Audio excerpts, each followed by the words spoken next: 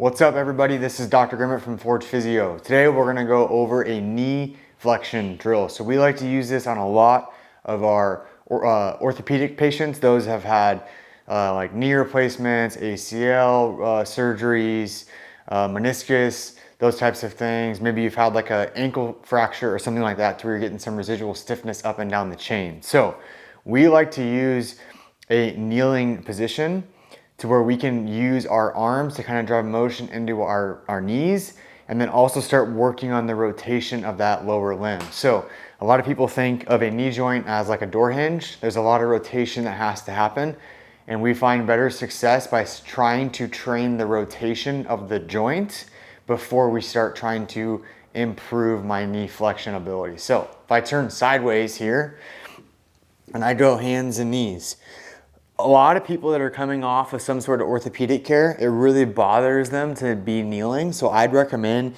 getting some sort of pad, pillow, something to cushion the ground, right? To make it softer so it doesn't hurt as much to put direct pressure. But essentially, where we like to start is on hands and knees. And they're just rocking heel to butt. And you're trying to get as much motion as possible. I like to go barefoot. I like to have my toes curled under me. If that hurts, you can just simply relax your feet, and then you're trying to walk yourself to where you're getting heel to butt, trying to maximize that motion. For a lot of people, that's not gonna happen. They're gonna kind of get to this position and be like, yep, that feels, I can't go any further.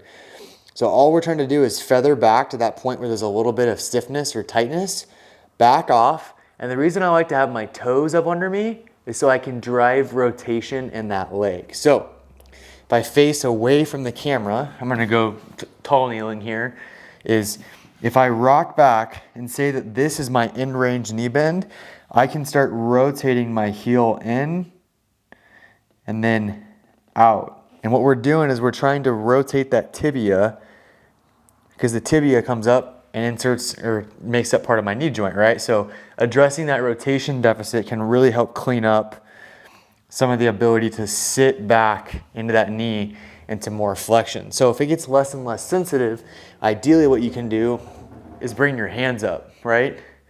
And if I keep my toes curled under, maybe I rock back to this position, and then I start working on getting that rotation back in that tibia without rotating my hip. Hopefully that makes sense. So if my foot starts pivoting like so, that's my hip that's doing it. But essentially all we're trying to do is just be able to sit back into this bottom position.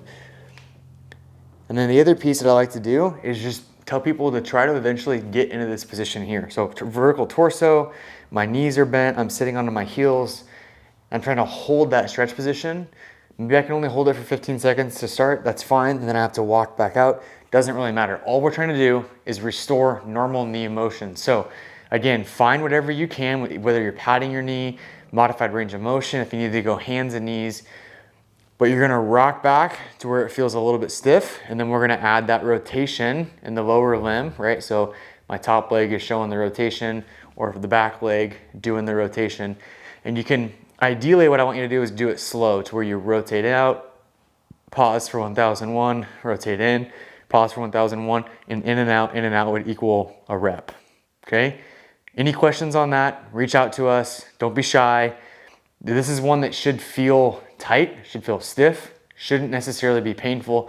If it's painful, you need to back off on your range of motion, and that should help alleviate some of those symptoms.